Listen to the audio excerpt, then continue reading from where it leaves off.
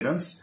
In Test, he scored 4,301 runs, and in T20 he scored 4,231 runs. As a total, in international cricket he scored 19,902 runs.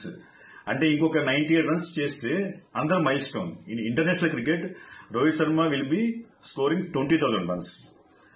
ఇట్లా రోహిత్ శర్మ ఒక star batsmen పడిలేచిన కెరటంలో తన cricket career లో failures ఎదిగినా కూడా 2024 T20 world cup, 2025 champions trophy గెలిపించి ఒక successful Indian captain గా పేరు తెచ్చుకున్నాడు.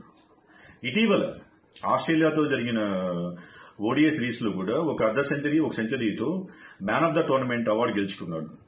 అందుకని friends, Rohit Sharma 2027 ODI world cup ఆడాలని కోరుకునే కోట్లాది మంది క్రికెట్ అభిమానుల్లో నేను ఒకరిని. This is friends about Rohit Sharma.